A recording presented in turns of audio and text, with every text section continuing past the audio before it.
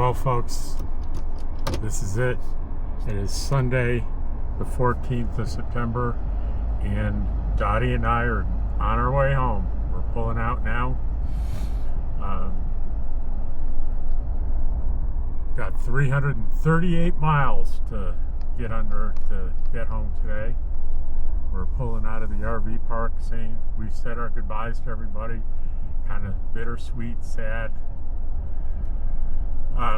Let me say this though, RV tip: don't skimp on your checklist. Don't ever, ever, ever rely on your memory when taking off.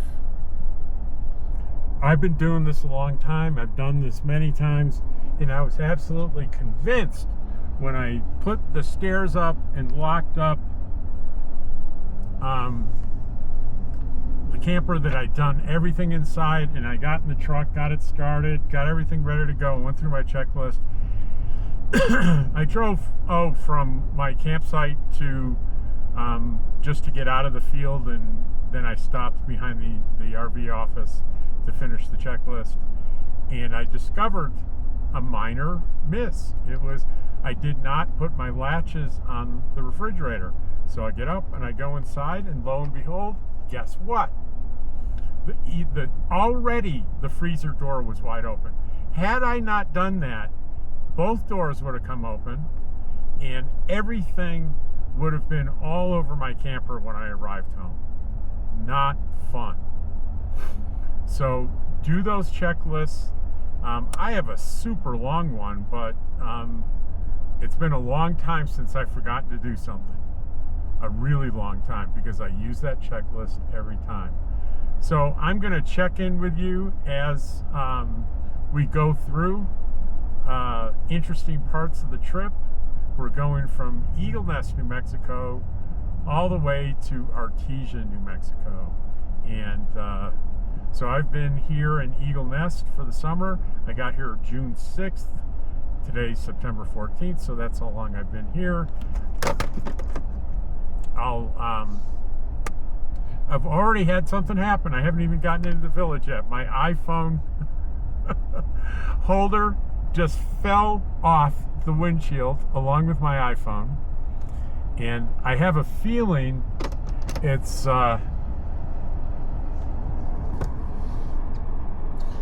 it is because, all right, hang on, I'm gonna have to get out here. It's because there's really high humidity and everything was really damp.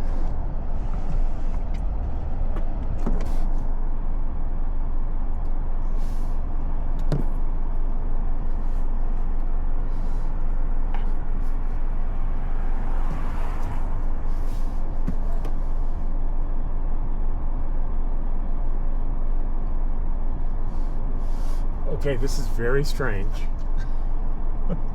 I got the phone, but not the little holder that fell off. Where did it go? Did it fall behind here? This is a little bit of a mystery, gang. Where did the suction cup go? I know it's not big, but no, guys.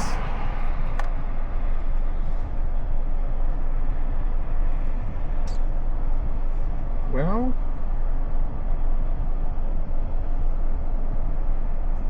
there it is. That's what it looks like.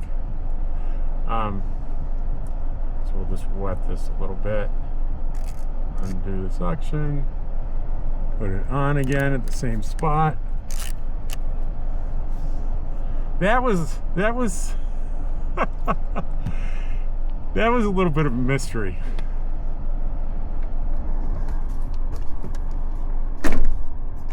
I don't know if any of you guys can remember 3 or 4 months ago in Artesia.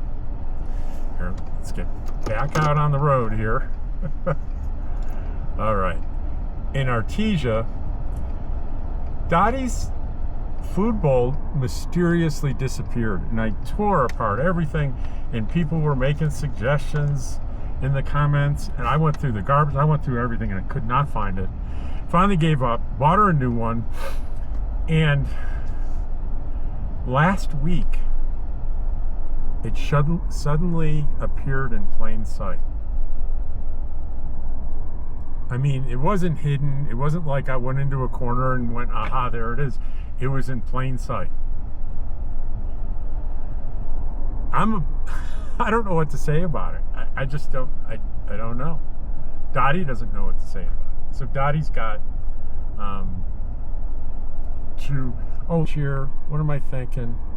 Okay, this is the village. We're going by the saloon on the left here and the park on the right.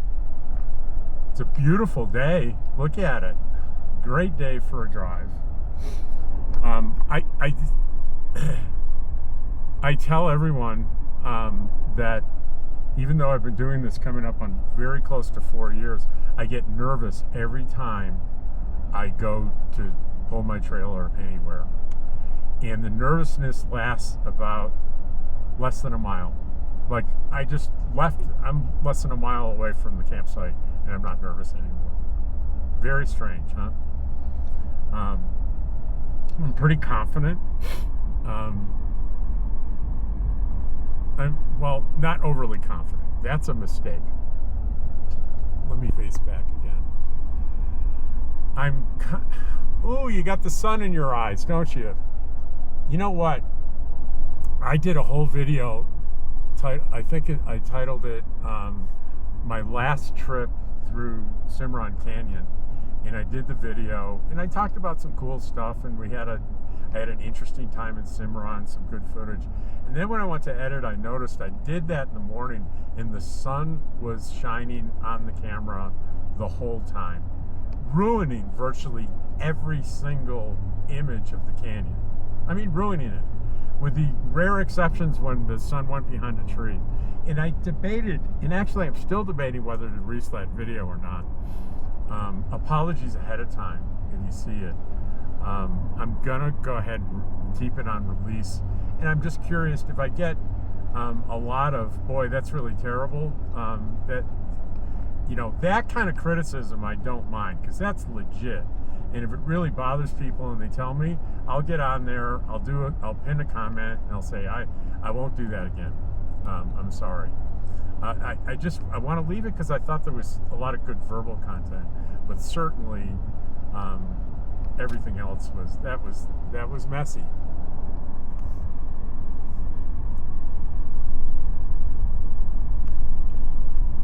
So it says I should arrive at 1 p.m. There's no way that's going to happen. All right, I'm resetting the trip thing and see what I'll let you know on the way what my mileage is. It says I'm going to get there at 1 o'clock. It's 7:30. There's no way I'm getting there at 1 o'clock. I'd say 2:30 or 3.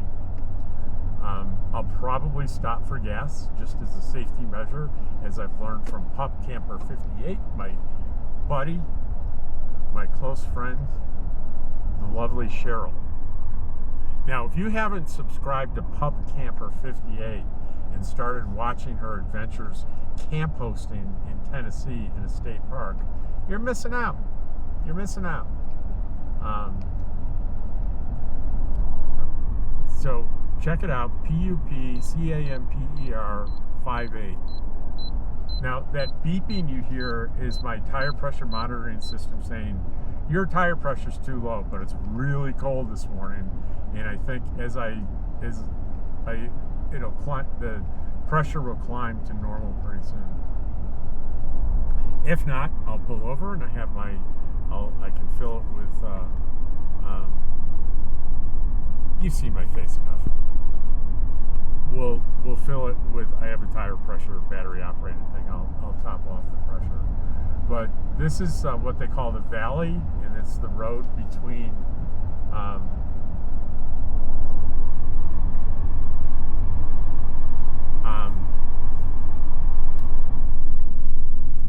it is the road between Eagle Nest and Angel Fire. We're going to be going here's the first part of the route.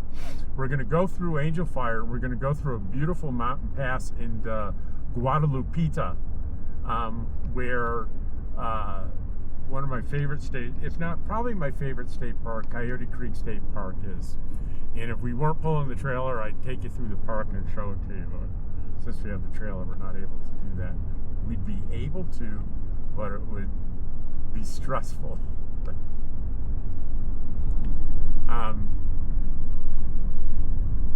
And we go through there, we go south, we go through Mora, another one of my favorite places, little town. And then we go through Las Vegas. No, not that Las Vegas, New Mexico, the home of the filming of the series Longmire. No, it was not filmed in Wyoming. It was filmed here in New Mexico in Las Vegas. And so was the original Red Dawn, was filmed in Las Vegas. So,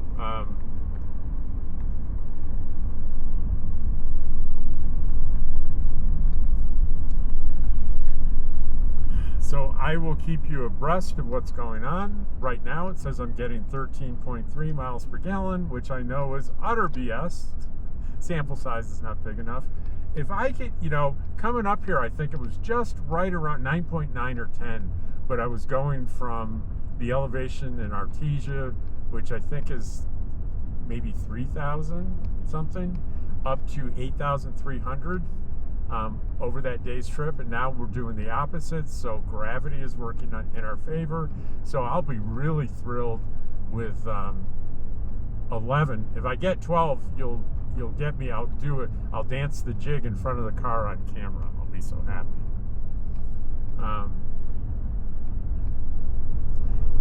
I feel like when I was coming into town, I was about to say something, and I do what I always do. I distracted myself, didn't I? I did. Oh, I was going to tell you about George. So those of you that know me, and I get it that 60% of you don't know Adam about me. This is the first one of my videos you've ever watched, but 40% have been with me for a long time. So I try to balance explaining things and referring to things that require prior knowledge. George is my cat, and George hates traveling. George, I struggled for a long time because every time we traveled, George would vomit and defecate and just be absolutely miserable. And I tried all sorts of over-the-county, homeopathic, all kinds of things, until I finally, at the last resort, the vet gave me a tranquilizer. And so first thing this morning, I gave the tranquilizer to George, and George is now pretty much passed out.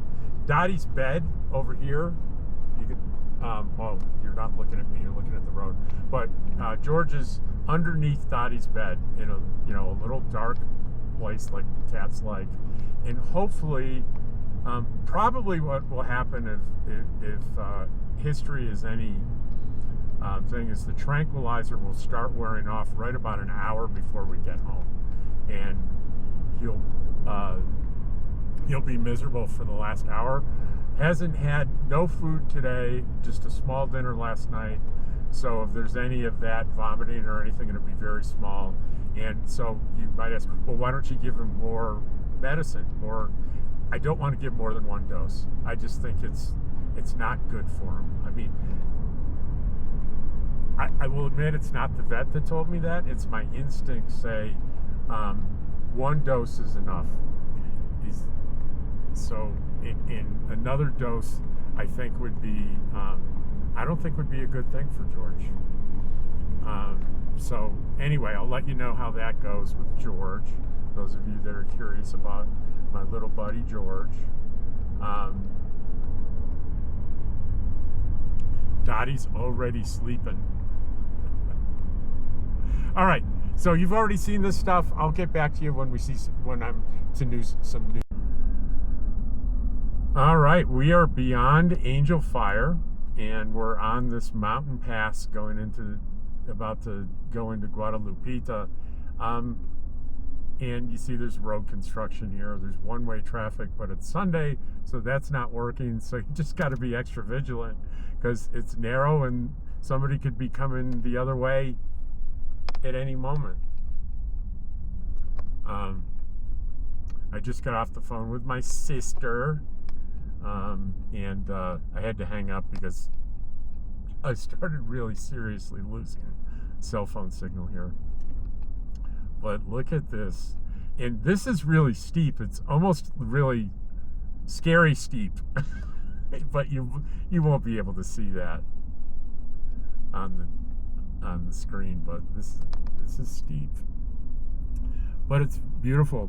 Guadalupita, as I mentioned earlier, is where Coyote Creek State Park is, and I've stayed there twice. I stayed there last summer before I fell in love with Eagle Nest, and I was there for 2 weeks, and then the year before I was there for 2 weeks. And there's a couple. They've renovated a lot, and it's really a great park. It just became even greater after the renovations. And if I get sun in your eyes here on any turn, I apologize, but I think it's mostly coming in from the side. But it can't be helped.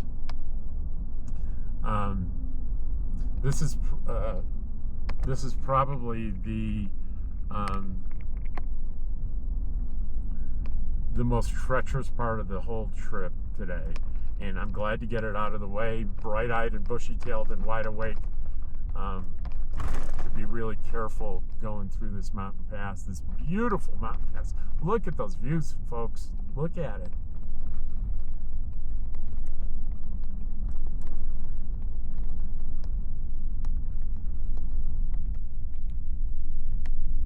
That ding was a message from my sister saying, "I'm watching you now." She goes, and Travel Day, my sister Annie watches me on Google Maps to see where I am and watches out for me. And if I stay in one spot too long, I'm sure she'll go, what's going on? Are you okay? Look at this. Now, having a fifth wheel come the other way right now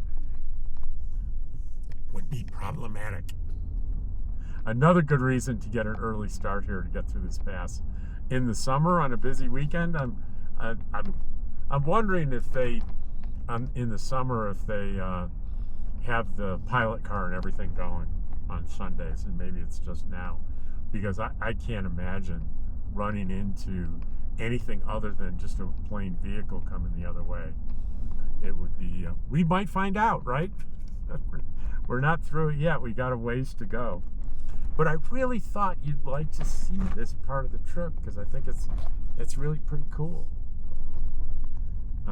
I did do my best to clean the inside and outside of the window, but it's been a day or two. I should have it would have been nice if I thought to redo it this morning, but I had so many things going on trying to get going and paying attention, making sure I don't leave anything behind. It's so frustrating when you leave something behind at a campsite. Classic things are like wheel chalks, things like that. And well, here's the end of the construction, so we're back to a nicer road right now. Okay, so we're good. We're good. But classic things like if you have outdoor cameras like I do, I had one sitting way back on a fence line, and you could, even when you walk up to it, it's hard to see that it's there. It's very easy to leave that kind of stuff. Bird feeders. Big stuff like lawn chairs and stuff, they're so obvious you don't leave them, but small things you can easily leave.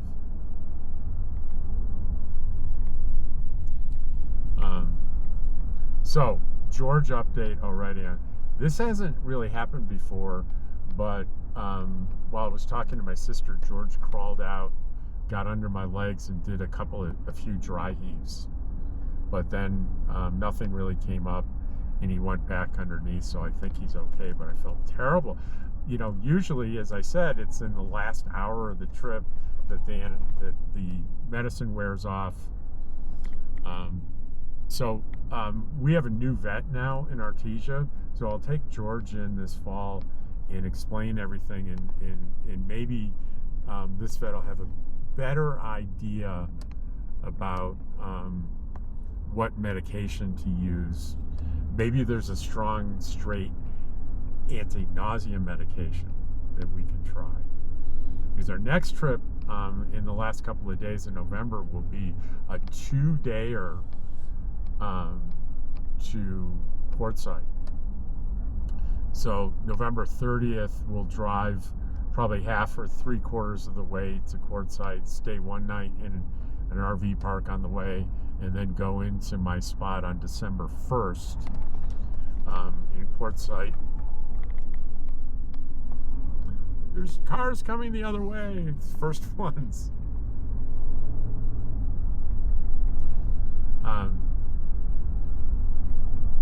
So that'll be a good test for any new medication.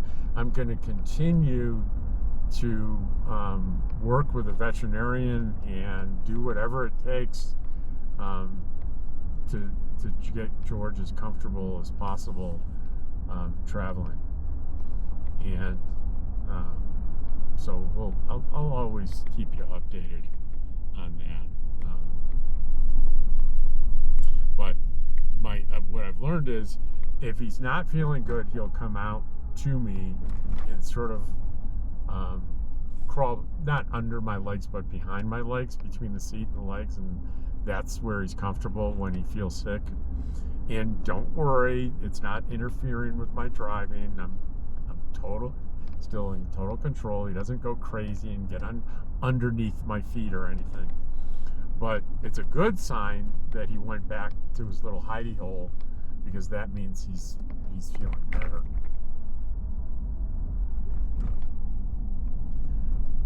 Now, pretty soon here, we're going to pass a small RV park, and then after that is the entrance to Coyote Creek State Park.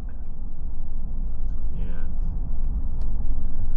I was talking about staying there. I wanted to mention that as a full-time traveler, you're always worried about getting packages, right?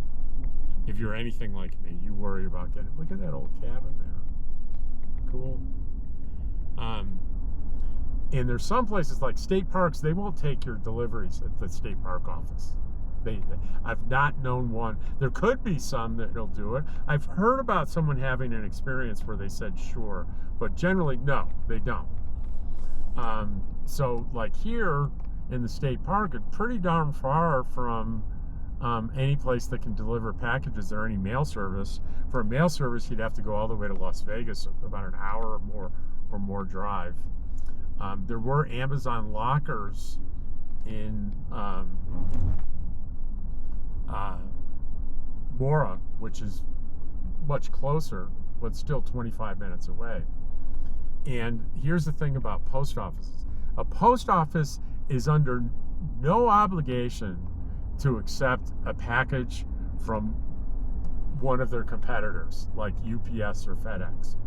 And many absolutely will refuse to take packages from those services. And I found that's mostly the case. In Guadalupita, they don't feel that way at all. They are very supportive of taking packages. So that was a breath of fresh air. I remember the only internet I could get was my Starlink, and my Starlink broke. And they immediately shipped me a new one. Here's the RV park on the left that I was talking about.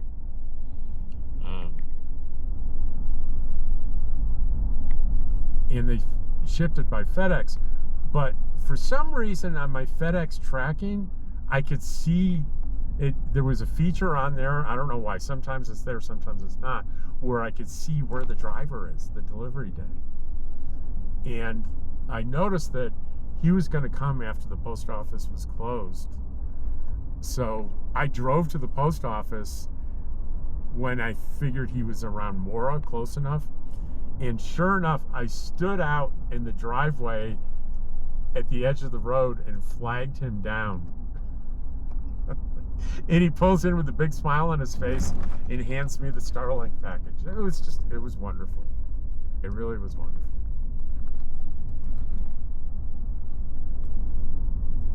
Oh, that reminds me. I'm getting a package from FedEx on Friday. And I think I said I just made the final decision. Here it is, Coyote Creek State Park. Here's the sign on the right, and the big stone thing on the left is the entrance. And if you come here from either direction, I'm not going to turn the camera or anything, but it doesn't look, it looks such like a tiny entrance, but trust me, you can get through. Big rigs get through there. Just go slow. So that's it on the left here. And you may get a peek of the new loop they have up here. It's nearer the road. They have like these wooden shelters with them, if you can see that on the left. And I'm gonna point out this post office down here just because I love it so much. And then I'll shut the camera off and we'll turn it on later.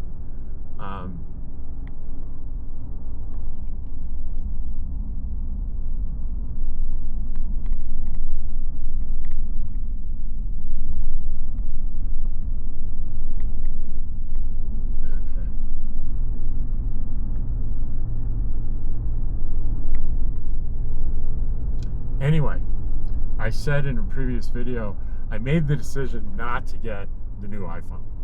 I have an iPhone 15 Pro Max, and I said, well, I'm buying this really expensive Apple monitor for my new Mac desktop, my Mac Mini Pro. So I spent a lot of money. I said, nah, I'm not going to do it. Then I found this out. With AT&T, for the model I want, I need a lot of memory because I have to do a lot of videos, so I need a terabyte of memory. So it's a $1,600 phone. But I found out AT&T will give me $1,100 for my phone, and they will bill me the balance interest-free over like 36 months. It's ridiculous. Interest-free for the $500 difference. No interest charged. So it's like $13 a month. So I ordered the new iPhone 17 Pro Max Blue with a terabyte of memory.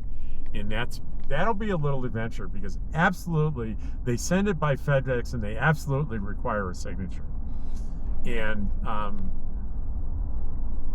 I need to make sure that I'm available in there when they deliver that on Friday. So I won't be going anywhere on Friday. I'll be stuck.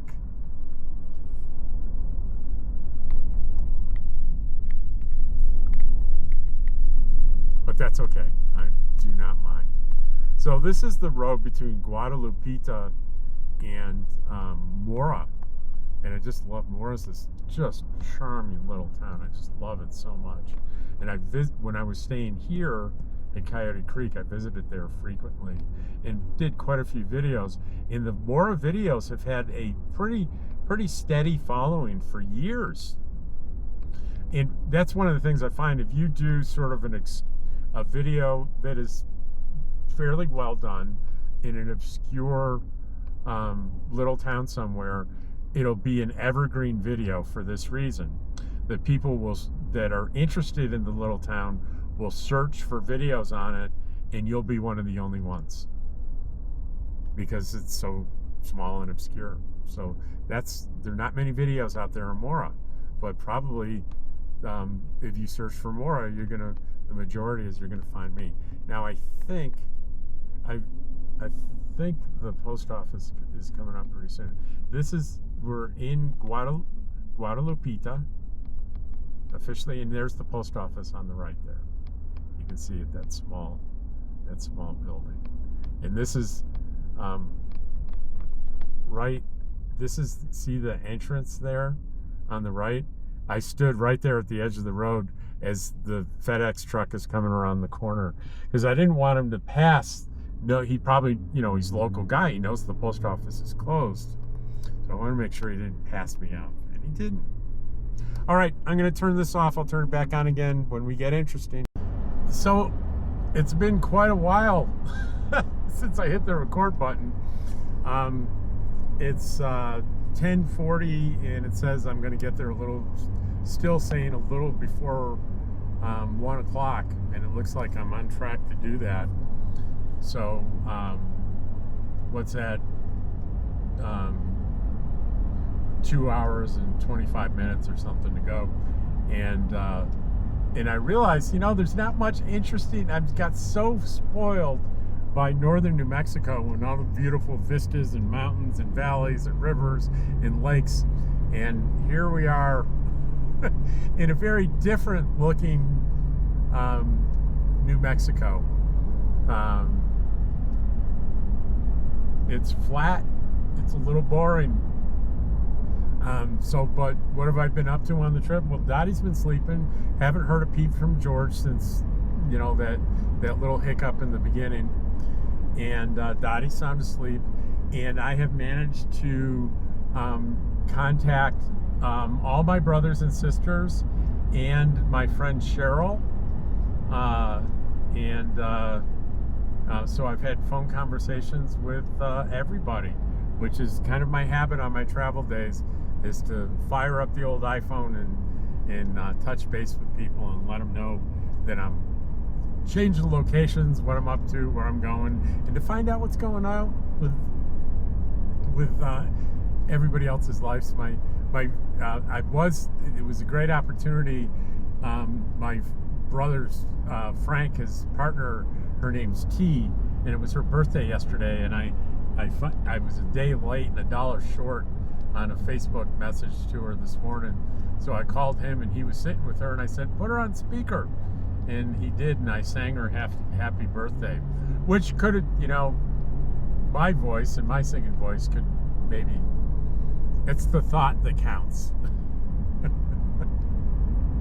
Not the quality of the singing. But anyway, this is kind of the update. I'm feeling good. I'm feeling wide awake. I'm not fatigued at all.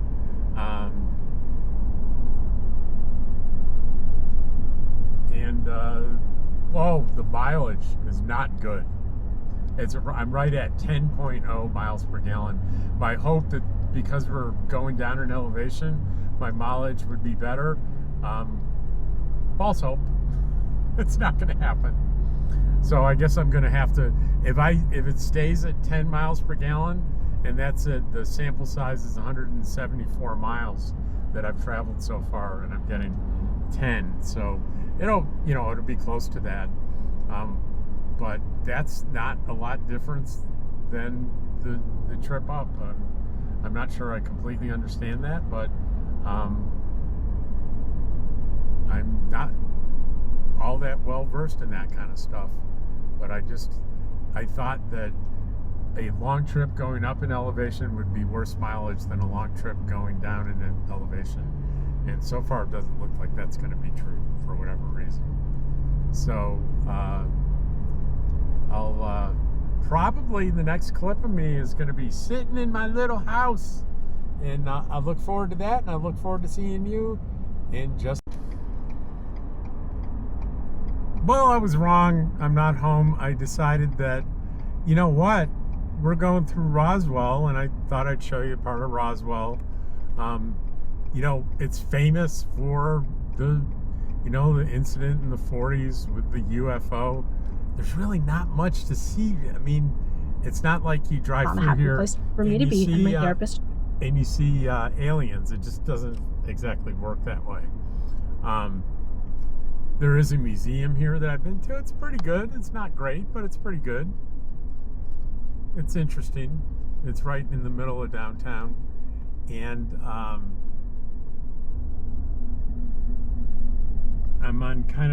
think I'm on kind of a little bit of a bypass here, so I don't think we're going to see too much of the central part of Roswell. But actually the place where the flying saucer or whatever it was crashed is pretty far from here. I think it's like 50 miles or something. So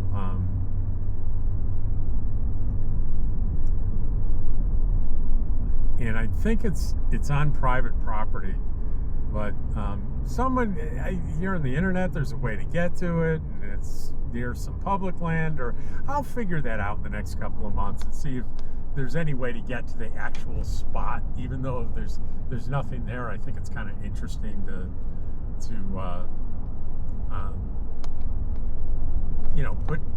feet on the ground where it, quote, supposedly happened.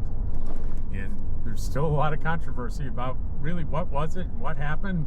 You know, was it a weather balloon? Was it an experimental aircraft? Was it an alien? You know, it's kind of hard to decide what to believe.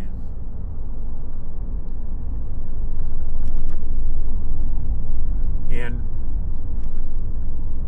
so we're still a ways from Artesia, and I'm running pretty low on gas, so I'm thinking I'm going to have to.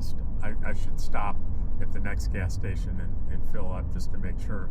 I think I could make it, but I'd be right on empty as I got home, and because I'm below a quarter of a tank now. Sorry, Cheryl, I failed you, but I haven't passed a single gas station since I left Las Vegas. So the next one I'm going to stop, and I think I should be seeing one pretty soon here.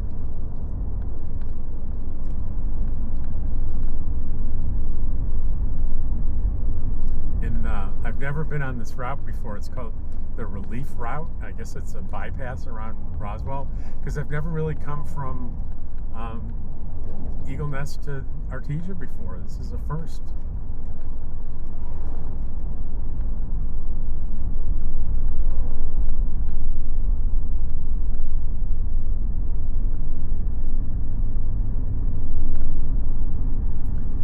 And it looks like it's 44 miles to Artesia, and it's saying I have 64 miles left with the gas, so that's gotten it a little close. So definitely we'll stop here in Roswell.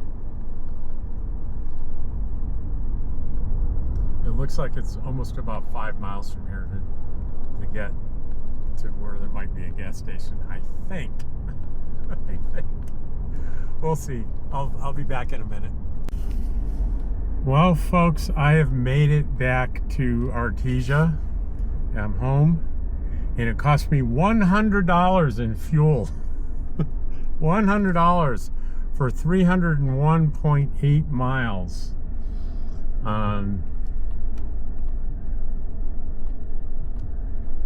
And you can see here as we come around the corner, you can see that we're in oil country.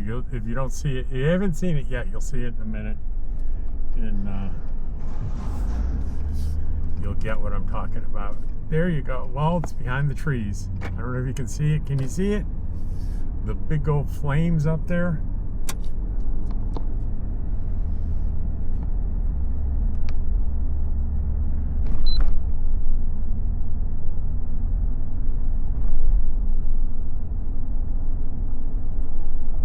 I think you should be able to see it. Definitely now you can see it. And we made it. Come on.